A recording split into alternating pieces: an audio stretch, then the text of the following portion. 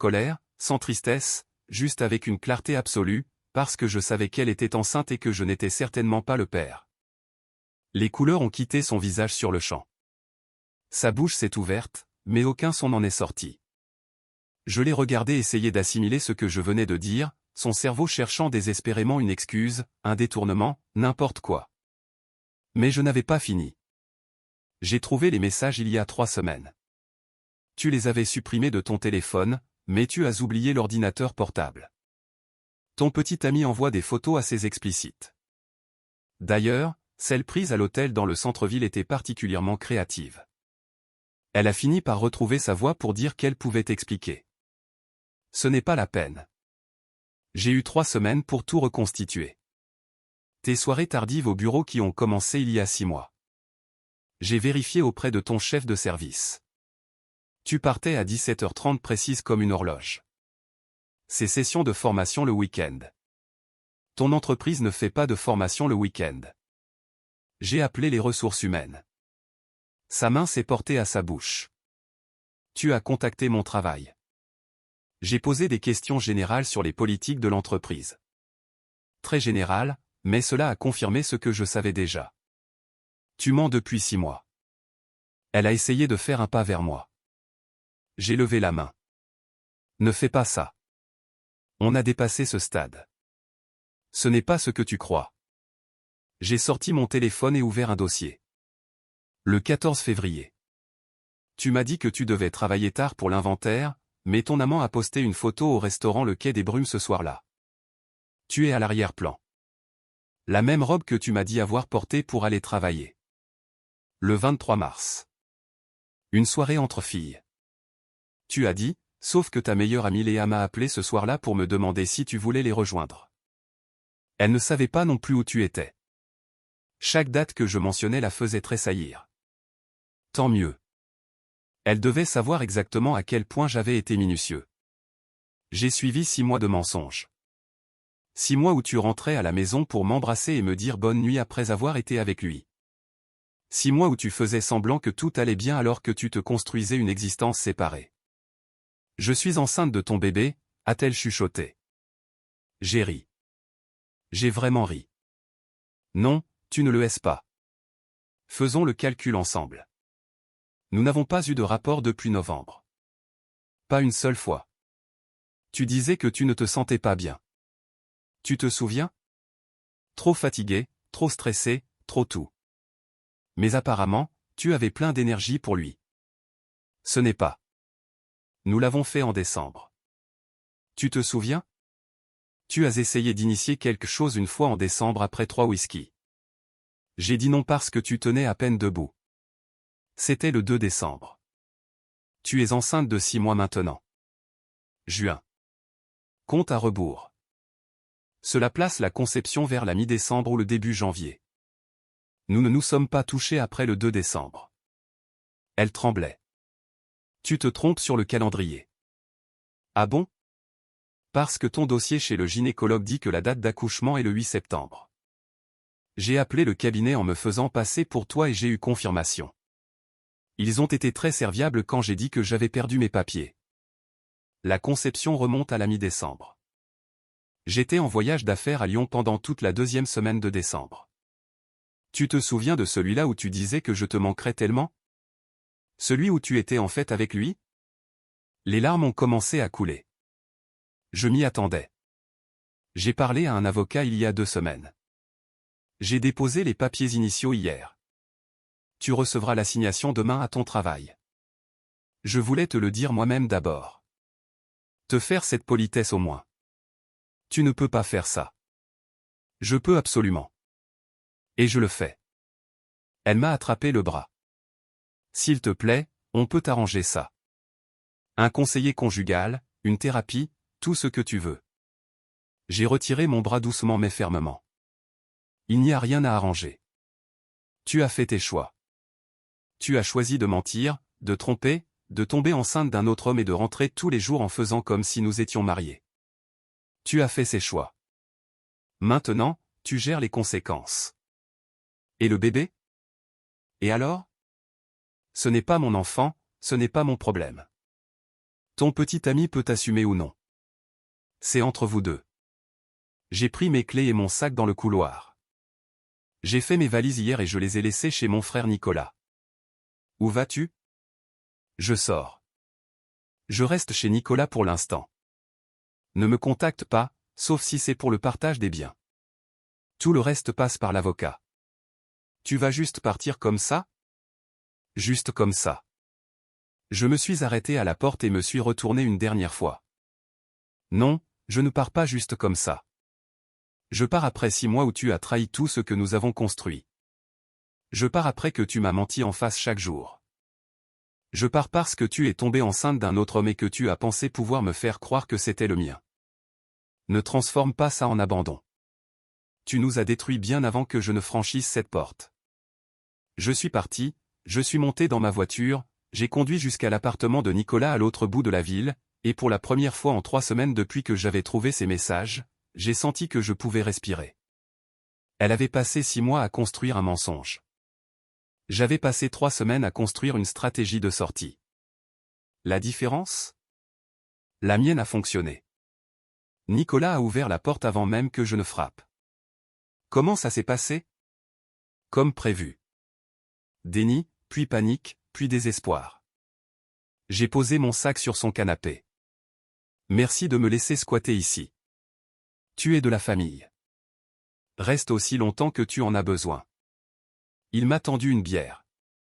Elle a essayé de retourner la situation. Oh que oui. D'abord, elle a dit que je me trompais sur tout. Puis elle en a admis une partie tout en essayant de minimiser.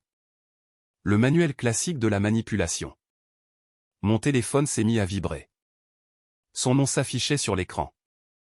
J'ai décliné l'appel. Il a recommencé immédiatement. Tu vas la bloquer? A demandé Nicolas. Pas encore. Je veux voir jusqu'où elle peut être désespérée. Mon avocat m'a dit de tout documenter. Les appels ont continué, 10 fois dans la première heure. Puis les SMS ont commencé à tomber. S'il te plaît, parle-moi. Tu es déraisonnable. J'ai fait une erreur, mais nous pouvons surmonter cela. Pense à notre avenir. Tu gâches 5 ans de mariage. J'ai montré les messages à Nicolas. Il a secoué la tête. Notre avenir? Elle veut dire son avenir. Celui où tu élèves le gosse d'un autre mec.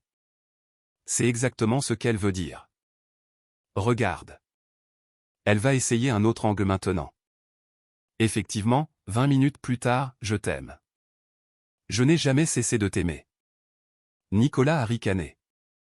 Elle t'aime, mais elle a passé 6 mois à coucher avec un autre. C'est une définition créative de l'amour. J'ai répondu par un seul message. Garde ça pour l'avocat. C'est fini. Sa réponse a été rapide. Tu ne peux pas nous abandonner comme ça. Le mariage, c'est le pardon. Je n'ai pas répondu. Je l'ai laissé s'enfoncer. Le lendemain matin, je me suis réveillé avec 43 messages et 16 appels manqués. Elle perdait pied rapidement. Bien. Elle devait ressentir une fraction de ce qu'elle m'avait fait subir. Le travail a été plus facile que prévu. Je suis chef d'équipe dans une usine de fabrication. Un salaire stable, de bons avantages.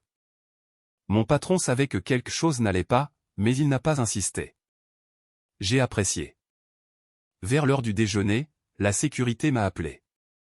Et, il y a une femme ici qui te demande. Elle dit qu'elle est ta femme. Je la fais monter? Non. Dites-lui que je ne suis pas disponible et qu'elle doit quitter les lieux. Si elle refuse, raccompagnez-la et appelez-moi si elle revient. Reçu. 10 minutes plus tard, mon téléphone a sonné. La sécurité encore. Elle est partie, mais elle n'était pas contente. Juste pour ton information. Merci de t'en être occupé. Elle essayait toutes les pistes. Maison, téléphone, travail. Comportement de panique classique. Elle avait construit un château de cartes et il s'écroulait maintenant. Ce soir-là, sa mère a appelé. J'ai failli ne pas répondre, mais la curiosité a gagné. Bonjour, Madame Morel. Qu'est-ce qui se passe? Ma fille est hystérique. Elle dit que tu divorces sans raison apparente. Sans raison apparente. J'ai gardé une voix calme. Est-ce qu'elle a mentionné qu'elle avait une liaison depuis 6 mois? Est-ce qu'elle a mentionné qu'elle était enceinte d'un autre homme? A-t-elle mentionné tout cela? Silence à l'autre bout. Je m'en doutais. Madame Morel, je n'ai rien contre vous, mais votre fille a fait ses choix. Elle m'a menti quotidiennement, m'a trompé de façon répétée et a essayé de me faire passer l'enfant d'un autre pour le mien. J'en ai fini. Si vous voulez la soutenir, c'est votre choix. Mais ne m'appelez pas en espérant de la sympathie. Elle a dit que c'était une erreur. Une seule fois. Ce n'était pas une fois. C'était 6 mois de tromperie calculée. Et la grossesse prouve que ce n'était pas seulement émotionnel. Elle était physiquement avec lui tout en rentrant vers moi. Ce n'est pas une erreur. C'est un comportement systématique. Tu pourrais essayer de surmonter ça. Non, je ne pourrais pas. Et je ne le ferai pas. Elle a détruit toutes les fondations que nous avions. Il n'y a plus rien sur quoi construire. J'ai raccroché avant qu'elle ne puisse répondre. J'ai bloqué son numéro aussi. Ils essaient de m'épuiser par la culpabilité et la pression familiale. Le scénario habituel. Mon téléphone a vibré. Numéro inconnu. J'ai répondu. Arrête de m'ignorer. Sa voix était tranchante maintenant. La colère remplaçait les larmes. Nous devons parler de la maison, des finances. Nous parlerons via les avocats. C'est à ça qu'ils servent. Tu es ridicule. Viens à la maison et on réglera ça comme des adultes. Les adultes ne trompent pas leurs conjoints et ne mentent pas pendant 6 mois d'affilée. Tu veux régler les choses? Signe les papiers du divorce quand ils arriveront. C'est tout ce qu'il y a à régler. Je ne signerai rien. Alors profite d'une bataille juridique longue et coûteuse que tu ne peux pas te permettre. À toi de voir. J'ai raccroché. Nicolas a regardé depuis la cuisine. Elle devient agressive maintenant. Phase de colère. Elle est passée par le déni et la négociation. Maintenant, elle est furieuse que je ne cède pas. Bravo, mec. La plupart des gars auraient craqué depuis longtemps. La plupart des gars ne découvrent pas que leur femme enceinte couche ailleurs depuis 6 mois. Ce n'est pas de l'entêtement. C'est avoir des principes. Mon téléphone a vibré à nouveau. Cette fois, c'était le cabinet de mon avocat. Monsieur Gordon, je confirme qu'elle a reçu l'assignation cet après-midi sur son lieu de travail. Elle a refusé de prendre les papiers initialement, mais l'huissier les lui a laissés. C'est officiel maintenant. Parfait. Quelle est la suite? Elle a 30 jours pour répondre. Si elle conteste quoi que ce soit, nous procéderons en conséquence. Mais d'après les preuves que vous avez fournies, cela devrait être simple. L'infidélité est documentée. Le calendrier prouve que la paternité n'est pas la vôtre, et vous avez tout gardé organisé. Vous avez fait du bon travail. Merci. Je veux juste que ce soit fini. Ça le sera. Gardez le cap. Ne discutez plus directement avec elle. Laissez-moi tout gérer. J'ai raccroché et j'ai regardé Nicolas. Les papiers sont servis. C'est officiellement lancé. Comment tu te sens? Honnêtement, soulagé. 3 semaines à faire semblant que tout allait bien tout en rassemblant des preuves, c'était épuisant. Au moins maintenant, c'est au grand jour. Mon téléphone s'est rallumé. Son nom. J'ai décliné et j'ai ouvert mes paramètres. Il est temps de bloquer complètement son numéro. Elle aura une seule voie de communication par l'intermédiaire des avocats. Nicolas a levé sa bière en hommage à l'élimination des personnes toxiques. J'ai trinqué avec lui à la sagesse de savoir quand partir. Et pour la première fois depuis la découverte de ces messages, j'ai dormi toute la nuit. 3 jours après que les papiers ont été servis, j'ai reçu un appel d'un numéro inconnu pendant ma pause déjeuner. Contre mon instinct, j'ai répondu. Est-ce pour la propriété sur le quai? Une voix de femme inconnue. Je pense que vous avez le mauvais numéro. Attendez, pardon. Est-ce que c'est? Elle a prononcé mon nom complet. Je suis Juliette. Je suis mariée à Thomas Vasseur. Je crois que vous le connaissez. Thomas Vasseur, le nom des messages. L'amant. Je sais qui il est, ai-je dit prudemment. Pouvons-nous nous voir aujourd'hui si possible? J'ai des informations que vous devez entendre. Nous nous sommes retrouvés dans un café 30 minutes plus tard. Elle avait la trentaine, un air professionnel et semblait visiblement épuisée. Des cernes sous les yeux, les mains serrées autour de sa tasse de café. Merci de m'avoir rencontré, dit-elle. J'ai trouvé votre numéro dans le téléphone de Thomas. Il vous avait enregistré comme mari avec une note sur le fait d'éviter tout contact. Depuis combien de temps le savez-vous? 2 jours. J'ai trouvé des reçus d'hôtel remontant à des mois. Quand je l'ai confronté, il a tout avoué. Enfin, pas tout, juste assez pour essayer de contrôler l'histoire. J'ai fait glisser mon téléphone sur la table, lui montrant la chronologie que j'avais documentée, les dates, les lieux, les messages. Son visage est devenu pâle au fur et à mesure qu'elle faisait défiler. Cet hôtel rue de Rivoli, nous fêtions notre anniversaire de mariage juste en face ce même soir. Il a dit qu'il devait gérer une urgence au travail et a disparu pendant 2 heures. Sa voix s'est brisée. Il était avec elle. Je suis désolé que vous viviez cela. Ne le soyez pas. Je suis contente de savoir. Depuis combien de temps étaient-ils ensemble? 6 mois minimum d'après ce que j'ai trouvé. Ça pourrait être plus long. Elle a sorti son propre téléphone et m'a montré des photos. J'ai trouvé celle-ci supprimée de son cloud. Certaines datent de 8 mois. 8 mois. Plus long que je ne le pensais. Nous avons passé 1 heure à comparer nos notes. Les mensonges correspondaient parfaitement. Des voyages d'affaires qui n'existaient pas. Des soirées tardives qui n'étaient pas liées au travail. Des séminaires de week-end qui n'ont jamais eu lieu. Elle est enceinte, a dit Juliette doucement. Thomas m'a dit qu'il pense que ça pourrait être de lui. C'est de lui. Nous n'avons pas eu d'intimité depuis avant la conception. Les dates ne mentent pas. Que allez-vous faire? J'ai déjà demandé le divorce. Les papiers ont été remis il y a 3 jours. Et vous? Pareil.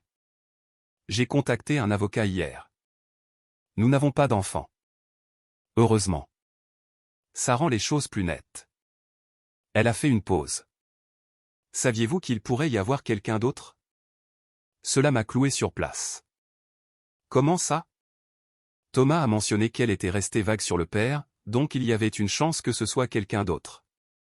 Une 3e personne. Le café a soudain semblé trop petit. Elle lui a dit ça? C'est ce qu'il a dit. Il panique parce qu'il ne sait pas avec certitude s'il est le père. Je me suis rassis pour réfléchir. Pas une seule liaison, mais plusieurs. Et elle s'était jouée de nous tous. Savez-vous qui pourrait être la 3e personne? Aucune idée. Thomas ne voulait pas en dire plus. Je ne pense pas qu'il le sache non plus. Nous avons échangé nos coordonnées et avons convenu de partager tout nouveau détail. En marchant vers ma voiture, mon téléphone a vibré. Nicolas, mec, elle est là, chez moi. Je lui ai dit que tu n'étais pas là, mais elle est assise dans sa voiture devant. Je suis à 20 minutes. Ne lui parle pas. Ce n'était pas prévu. Je pensais juste que tu devais le savoir. Je suis allé chez Nicolas. Effectivement, sa voiture était garée en face. Quand elle m'a vu arriver, elle est sortie. Nous devons parler. Non, nous n'avons rien à nous dire. Tu as rencontré la femme de Thomas aujourd'hui. Ne le nie pas. Il me l'a dit. Elle méritait de connaître la vérité, tout comme moi. Tu essaies de mettre tout le monde contre moi. Je n'essaie rien. Tu l'as fait toute seule. J'ai juste mis en contact 2 personnes à qui on mentait. Elle s'est approchée. Le bébé est peut-être à toi. Les dates pourraient correspondre. Non. Arrête de mentir. Même ton petit ami n'est pas sûr d'être le père parce qu'apparemment il y a un 3e gars dans l'histoire. Avec combien de personnes as-tu couché? Son visage a rougi. Ce n'est pas. Thomas est confus. Donc, il y a bien une 3e personne. Elle n'a pas répondu. C'était une réponse suffisante. Cette conversation est terminée. Par où j'appelle la police pour harcèlement. Tu ne peux pas me faire ça. Je n'ai nulle part où aller. Tu aurais dû y réfléchir avant de tromper.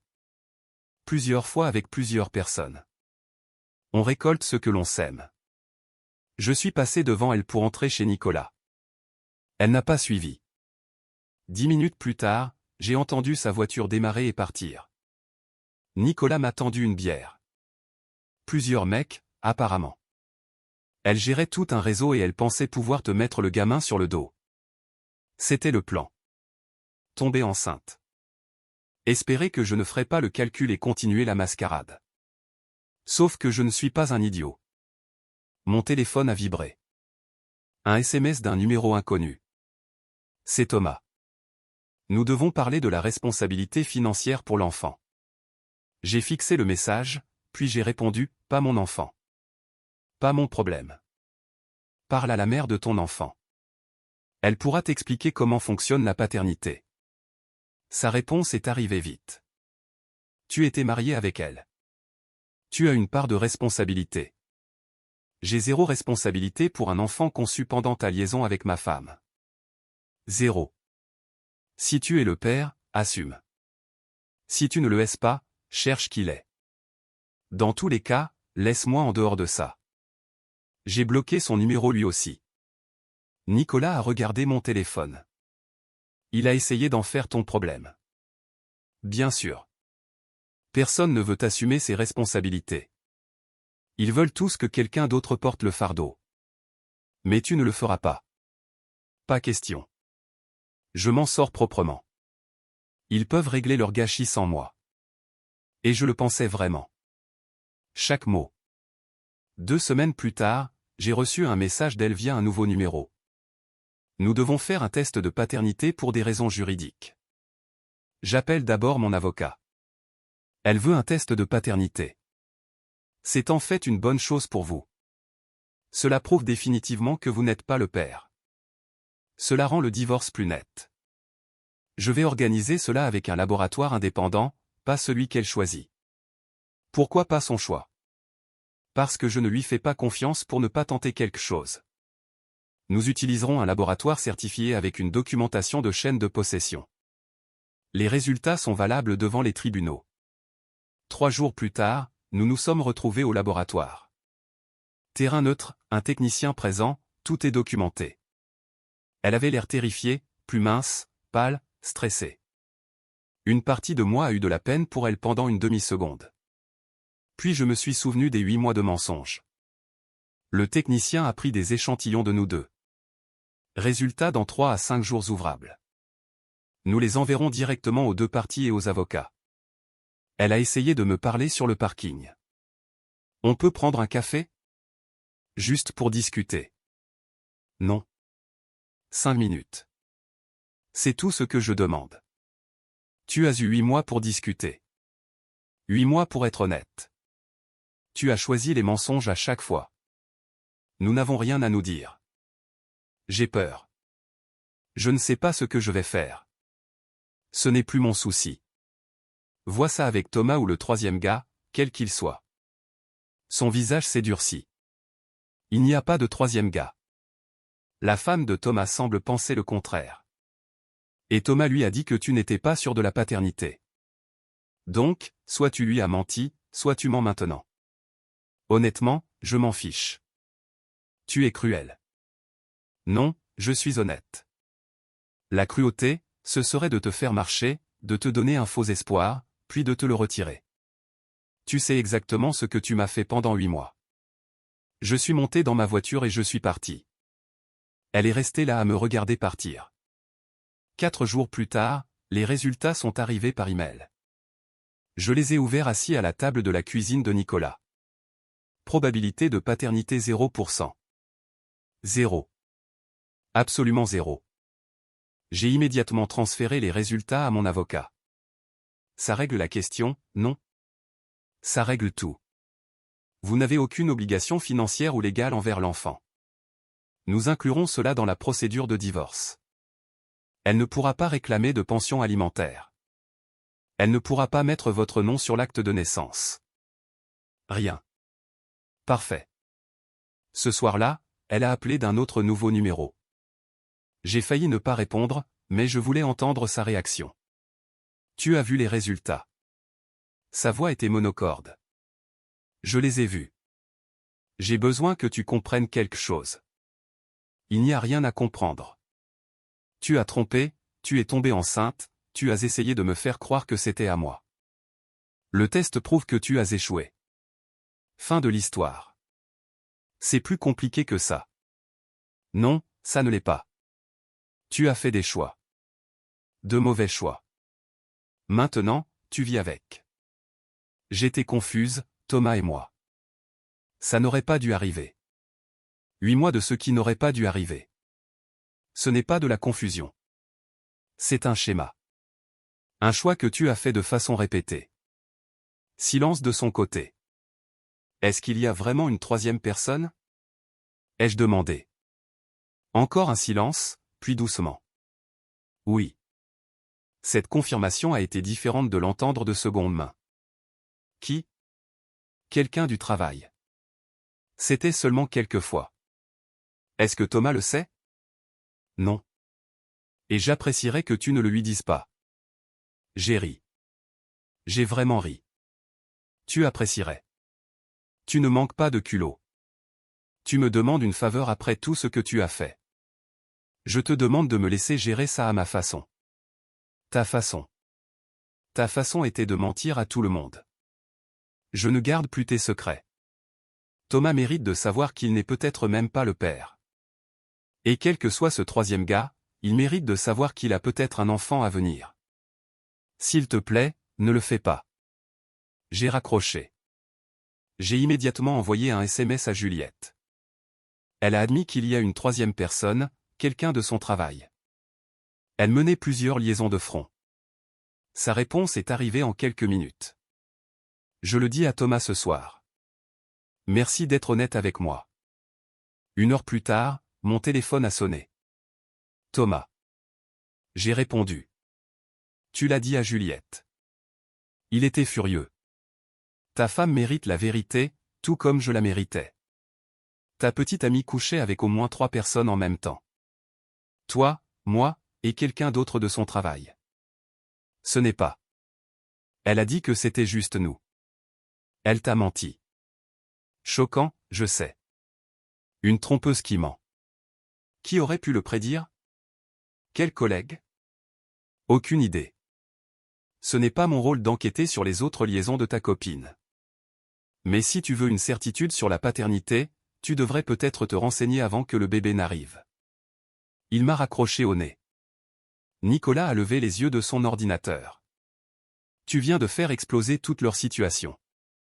Tant mieux. Ils méritent le chaos qu'ils ont créé.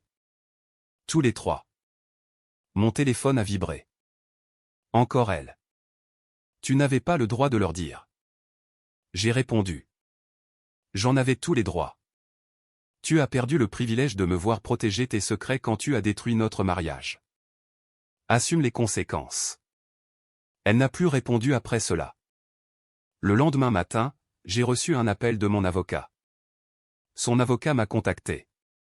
Elle veut conclure rapidement. Elle accepte vos conditions. Pas de prestations compensatoires, partage net des actifs. Elle assume l'entière responsabilité de toutes les dettes contractées pendant la liaison. Qu'est-ce qui a changé? Je suppose que son monde est en train d'imploser et qu'elle veut sauver ce qu'elle peut. Thomas l'a probablement confronté au sujet de la troisième personne. Son lieu de travail l'a probablement appris. Elle est en mode contrôle des dégâts. À quelle vitesse pouvons-nous finaliser cela? Si elle signe tout sans broncher, 3 semaines, peut-être 4. Faisons-le. Enfin, je voyais la ligne d'arrivée. Et ça faisait du bien. Les papiers du divorce sont arrivés au cabinet de mon avocat 2 semaines plus tard, entièrement signés. Aucun changement, aucun amendement, aucune tentative de renégociation de dernière minute. Elle avait abandonné. C'est exceptionnellement coopératif, a déclaré mon avocat lors de notre rendez-vous. La plupart des divorces conflictuels s'éternisent pendant des mois. Elle a cédé complètement. Quel est le délai maintenant? Le juge examine le tout. En supposant qu'aucun problème ne survienne, vous serez officiellement divorcé dans environ 30 jours. 30 jours. Un mois avant d'être complètement libre. Ce week-end-là, je suis retourné à la maison pour la première fois depuis mon départ. Elle avait accepté de déménager d'ici la fin du mois, je devais donc coordonner la récupération de mes affaires. Nicolas est venu avec moi pour me soutenir. L'endroit semblait différent, plus vide. Elle avait déjà commencé à faire des cartons qui s'alignaient dans le couloir avec son écriture. Affaires de cuisine, salle de bain, chambre. Ça fait bizarre d'être de retour ? A demandé Nicolas. Pas autant que je le pensais. On dirait juste un endroit que je connaissais autrefois. J'ai commencé dans le garage à emballer les outils et l'équipement. C'est alors que j'ai entendu la porte d'entrée s'ouvrir. Elle est entrée en portant des sacs de course. Enceinte de 7 mois maintenant. Elle s'est arrêtée en me voyant. Je croyais que tu venais demain. Les plans ont changé. Je voulais en finir. Elle a posé les sacs avec précaution. On peut parler juste 1 minute ? Il n'y a plus rien à dire. S'il te plaît. J'ai besoin que tu saches que je suis désolé. Sincèrement désolé. Pas parce que je me suis fait prendre, mais parce que je t'ai fait du mal. J'ai arrêté d'emballer et je l'ai regardé droit dans les yeux. Tu veux l'absolution. Je ne te la donnerai pas. Je ne demande pas ça. Je veux juste que tu saches que je reconnais que ce que j'ai fait est impardonnable. Bien. Au moins, tu es honnête pour une fois. J'ai détruit tout ce que nous avions de bien. Je le sais maintenant. Tu le savais alors aussi. Tu ne t'en souciais juste pas assez pour arrêter. Elle a essuyé ses yeux. Je ne m'attends pas à ce que tu me pardonnes, mais j'espère qu'un jour tu ne me détesteras plus. Je ne te déteste pas. La haine demande une énergie que je n'ai plus pour toi. Tu es juste quelqu'un que je connaissais et qui a fait de terribles choix. C'est tout. C'est pire que la haine. Peut-être, mais c'est honnête. Elle a ramassé ses sacs de course et est allée dans la cuisine. Je me suis remis à emballer. 1 heure plus tard, alors que je chargeais des cartons dans ma camionnette, la voiture de Thomas s'est garée. Il est sorti, l'air agité. « Qu'est-ce que tu fais ici ?» ai-je demandé. J'ai besoin de lui parler. C'est entre vous deux. Je suis juste là pour mes affaires. Il est passé devant moi pour entrer dans la maison. J'ai entendu des éclats de voix presque immédiatement. Nicolas m'a regardé d'un air interrogateur. Pas notre problème, ai-je dit, en chargeant un autre carton. 5 minutes plus tard, Thomas est sorti en tempête. Elle est impossible. Absolument impossible. Félicitations. Tu viens de t'en rendre compte. Il ne t'a fallu que 8 mois. Tu sais, elle refuse de me dire qui est le 3e gars. Elle dit que ça ne me regarde pas. Eh bien, si le test montre que tu es le père, je suppose que ça ne te regarde pas techniquement. Ce n'est pas la question. J'ai le droit de savoir. Ah bon ? Parce que d'où je me place, vous étiez tous les deux en train de tromper quelqu'un qui était marié. Tu n'as pas vraiment le dessus moralement ici. Sa mâchoire s'est crispée. Tu apprécies ça, n'est-ce pas ? Apprécier ? Non, mais je ne vais pas faire semblant d'être désolé pour toi non plus. Tu savais qu'elle était mariée. Tu as participé à la destruction de mon mariage. Quel que soit le karma que tu subis maintenant, tu l'as mérité.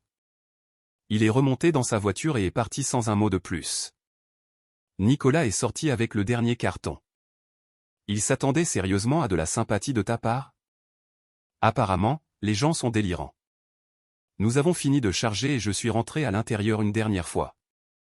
Elle était assise à la table de la cuisine, les mains sur son ventre, fixant le vide. J'ai fini ici. Tout le reste est à toi. Elle a levé les yeux. Où vas-tu vivre ? J'ai trouvé un petit appartement en centre-ville. Le bail commence la semaine prochaine. Es-tu heureux ? Cette question m'a pris au dépourvu. Si je suis heureux ? Oui. Avec la façon dont tout s'est terminé. Es-tu heureux ? J'y ai réfléchi un moment sincère.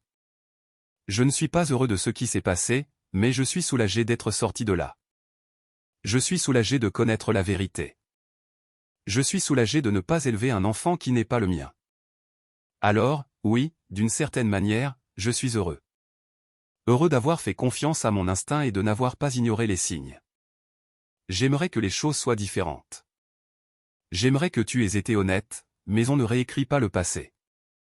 Je suis sorti, j'ai tiré la porte derrière moi et j'ai entendu le verrou s'enclencher. Nicolas était déjà dans sa camionnette, prêt à me suivre. En partant, j'ai regardé dans le rétroviseur une dernière fois. La maison devenait de plus en plus petite jusqu'à disparaître complètement. 3 semaines plus tard, j'ai reçu l'appel de mon avocat. C'est officiel. Vous êtes divorcés. Les papiers sont déposés. Tout est finalisé. C'est tout? C'est tout. Vous êtes un homme libre. J'ai raccroché et je suis resté assis là 1 minute. 5 ans de mariage, 8 mois de mensonges, 2 mois de procédure de divorce. Tout était fini. Nicolas a frappé à ma porte avec 2 bières. J'ai appris la nouvelle. Félicitations. Merci. Qu'est-ce que ça fait? Comme si je pouvais enfin respirer sans avoir quelque chose de lourd sur la poitrine. Il m'a tendu une bière et nous nous sommes assis sur mon nouveau balcon avec vue sur la ville. Petit endroit, mais c'était le mien. Table rase. À de nouveaux départs, a dit Nicolas. À savoir quand partir, ai-je répondu. Nous avons trinqué et j'ai pris une longue gorgée. Le soleil se couchait, peignant le ciel d'orange et de rouge. Demain, je me réveillerai chez moi, sans compte à rendre à personne, et je commencerai à construire ce qui viendrait ensuite. Mais ce soir, je savourais juste le silence paisible et honnête. 3 mois après la finalisation du divorce, j'ai croisé Juliette dans un café du centre-ville. Elle avait l'air différente, plus légère, les cheveux plus courts, habillée de façon plus décontractée qu'avant. « Salut », dit-elle avec un sourire sincère. « Comment vas-tu ? » « Bien, en fait. Mieux que je ne l'espérais. Divorce finalisé le mois dernier. Thomas s'est battu sur tout jusqu'à ce que je menace de révéler la liaison à son employeur. Il travaille dans la finance. Une liaison avec une collègue mariée ne ferait pas bon effet. Il a signé rapidement après cela. Nous nous sommes assis avec nos cafés. Elle m'a mis au courant de tout. Thomas avait fait un test de paternité après la naissance du bébé. Il était bien le père. Correspondance à 99,9%. Comment il gère ça? Ai-je demandé. Très mal. Il ne voulait rien avoir à faire avec le bébé au début, mais le tribunal a ordonné une pension alimentaire. Il paie pour 2 foyers maintenant, le mien et le sien. Aux dernières nouvelles, il croule sous les dettes et est aigri partout. Et elle? Elle a eu le bébé il y a 6 semaines. Un garçon. Elle vit dans un minuscule studio à l'autre bout de la ville, travaille à temps partiel parce que la garde d'enfants coûte cher. Thomas voit à peine le petit. D'après ce que j'ai compris, elle galère. Je n'ai rien ressenti en entendant cela. Ni satisfaction, ni pitié, juste un vide là où se trouvait autrefois l'inquiétude. Le 3e gars? Ai-je demandé. Il s'est avéré que c'était son supérieur direct au travail. Marié, 3 enfants. Quand sa femme l'a appris, elle a fait en sorte que tout le monde dans leur cercle social le sache. Il a été rétrogradé, elle a demandé le divorce, et mon ex a perdu son emploi à cause de cette liaison sur le lieu de travail. Elle a dû trouver autre chose, moins bien payée. Les dominos étaient tous tombés exactement comme ils le devaient. Et vous, ça va? A demandé Juliette. Je vais mieux que bien. J'ai mon propre appartement. Le travail est stable. J'ai renoué avec des amis que j'avais perdus de vue. J'ai recommencé à aller à la salle de sport. Je me suis mis à la photographie. Je vis juste ma vie sans drame. Pas de rencontre? Pas encore. Je ne presse rien. Je prends le temps de comprendre ce que je veux vraiment au lieu de simplement tomber sur quelqu'un. C'est sage. Nous avons discuté encore 20 minutes. Nous avons échangé nos numéros pour rester en contact. Puis nous sommes repartis chacun de notre côté. Elle déménageait dans une autre région pour une opportunité professionnelle. Un nouveau départ. Ce soir-là, j'ai dîné avec mes parents. Ma mère s'était inquiétée pour moi pendant des mois, prenant constamment de mes nouvelles. Mais ces derniers temps, même elle avait remarqué le changement. Tu as l'air plus léger, a-t-elle dit au dessert. Je le suis. Aucun regret sur la façon dont tu as géré les choses? Aucun. J'ai fait ce que je devais faire. J'ai fixé des limites, je me suis protégé, je suis sorti proprement. Je ne vois pas comment j'aurais pu faire différemment tout en gardant ma dignité. Mon père a hoché la tête en signe d'approbation. Tu as géré ça mieux que la plupart des hommes. Tu n'as pas laissé l'émotion prendre le pas sur la logique. Ça demande de la force. J'ai appris des meilleurs, ai-je dit en le désignant. Ma mère m'a serré la main. Je suis fier de toi, parce que tu connais ta valeur et que tu n'acceptes pas moins. Une semaine plus tard, j'étais au supermarché quand je l'ai vue. Elle était dans la file d'attente, le bébé dans un porte-bébé contre elle, achetant du lait maternisé et des couches. Elle avait l'air épuisée, plus vieille que son âge. Le poids de ses choix se lisait dans les rides de son visage. Elle ne m'a pas vu. Je ne me suis pas manifesté. J'ai payé mes courses et je suis parti. Nicolas a appelé ce soir-là. Tu as l'air en forme, mec. Vraiment en forme, pas juste pour faire semblant. Je le suis. Mieux que je ne l'ai été depuis des années. Honnêtement, tu penses que tu serais aussi bien si tu étais resté? Si tu avais essayé d'arranger les choses? Pas une chance. J'aurais été misérable à élever un enfant qui n'était pas le mien. À me demander tout le temps si elle était honnête. À toujours regarder par-dessus mon épaule. Ce n'est pas une façon de vivre. Certaines personnes te traiteraient de froid pour être parti. Certaines personnes n'ont pas subi de mensonges pendant 8 mois d'affilée. Certaines personnes n'ont pas eu quelqu'un qui a essayé de les piéger pour élever l'enfant d'un autre homme. Ces gens-là n'ont pas d'avis à donner sur mes choix. C'est vrai. J'ai regardé autour de moi dans mon appartement. Petit mais confortable, propre, organisé, paisible. Tout ce dont j'avais besoin et rien de superflu. Tu sais ce qui est le mieux? Ai-je dit. C'est quoi? Je me réveille chaque matin sans avoir à me demander si on me ment. Je n'ai pas à tout remettre en question. C'est juste moi qui fais mes propres choix, qui vis ma propre vie. Et cela vaut plus que n'importe quelle relation construite sur la tromperie. À la paix et au calme, a dit Nicolas. À savoir quand lâcher prise. 6 mois après le divorce, j'étais exactement là où je devais être. Ni amer, ni en colère, ne ressassant pas ce qui s'était passé. J'avançais, un jour après l'autre, construisant quelque chose d'authentique. Elle avait fait ses choix. J'avais fait les miens. La différence, c'est que je pouvais dormir la nuit en sachant que j'avais tout géré avec intégrité. Je n'avais pas menti, je n'avais pas manipulé, je n'avais pas essayé de piéger qui que ce soit dans une vie qu'il n'avait pas choisie.